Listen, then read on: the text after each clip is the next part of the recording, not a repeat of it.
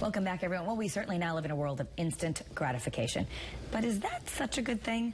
Dr. Robert Reynolds of the Reynolds Clinic has some thoughts on that, and he's sharing a very interesting experiment with us on that topic, especially in how it relates to children. So, Dr. Reynolds, thank you so much for being here. Thanks again for having me. It's called the marshmallow experiment. Happened about 30 years ago. All right, so you have a little bit of video to show us about the marshmallow test. If we can take a look at what you have here, we can see how this works. All right, here's the deal. Marshmallow for you. You can either wait, and I'll give you another one if you wait, or you can eat it now. When I come back, I'll give you another one, so then you'll have two. But stay in here and stay in the chair till I come back, okay? All right.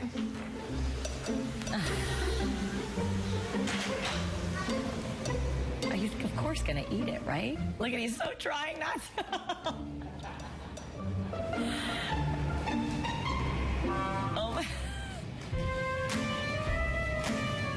I'm going to go do something, and then I'll come back.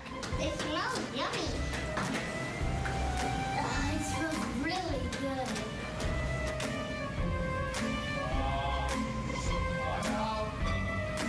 All right. So this is what happens. Some of these kids waited, and other people just couldn't do it, and they ate it right away. And somehow this taught us about how these kids turned out 30 years later. Yeah, because it's interesting when you watch the video and you see these kids struggling with not eating the marshmallow because they want the second marshmallow when the experimenter comes back. But we find that when we looked at these children who are now adults, this is 30 years ago now, that there's a tremendous difference between the kids who grabbed the marshmallow and ate it right away, not waiting for the second one, and those who then were patient enough, struggling as you saw, but patient enough to wait until that experimenter came back and then got the two marshmallows. Those are the kids who 30 years later turned out to be more successful on just about every dimension you can imagine. All right, so, and we have a slide of that I want to just show. It was 30 years later, they found they were more troubled, more stubborn, more indecisive, more divorces, less trustful, less self-confident, less successful.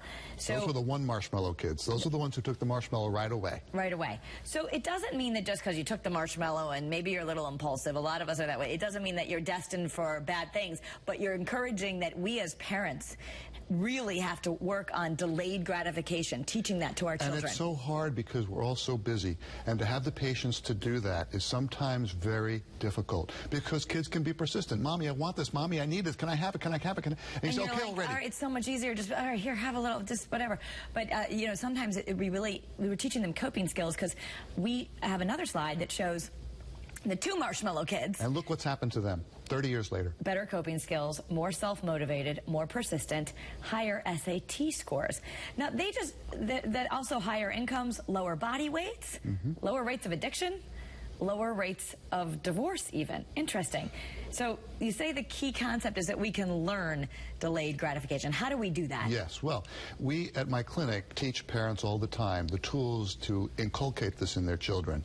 And we start at a very young age, even in infancy, where a child might be crying and the parent's initial inclination is to just pick the kid up right away and hug them and comfort them. You say let the baby cry. Sometimes let them cry for a little bit. It's not the end of the world. Right. You don't mean necessarily hours and hours. It's not neglect, but let them cry a little bit. Let them know they're going to be okay when they're done crying. Exactly. As they get older, you have to teach them not to interrupt because they're constantly interrupting when they want something. Come. I want to play by themselves. Learn by themselves. Yeah. So wait for treats when treats are available. Okay. Older kids, teach them how to save money.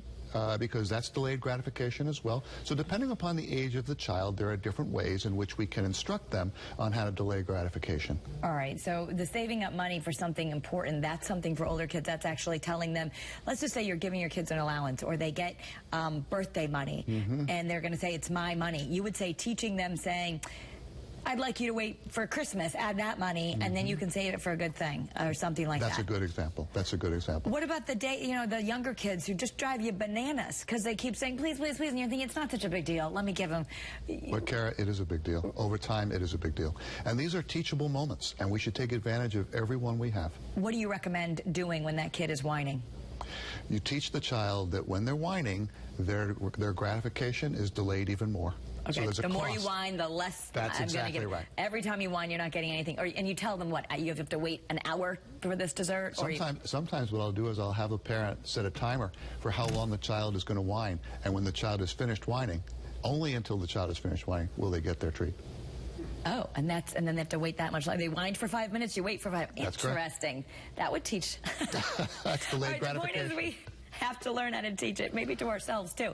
Okay. Well, I think, that's a good important point. We do have to set the tone. We are the ones who set the example. And if we are all about instant gratification, how do we expect our children to behave any differently? Dr. Reynolds is hosting seminars coming up in September. You can learn a little bit about how he can help with issues like ADHD, learning differences, behavioral problems. One seminar is going to be the 21st. That's September at 6:30. If you can't make a weekday, he's also hosting one Saturday, September 24th at 9 a.m. You can register online at reynoldsclinic.com. Dr. Reynolds, thank you so much. My pleasure. Thank you. Scott? Dr. Reynolds, if I wait through the commercial break, will you give me a second lemon bar? And will I be more successful? Summertime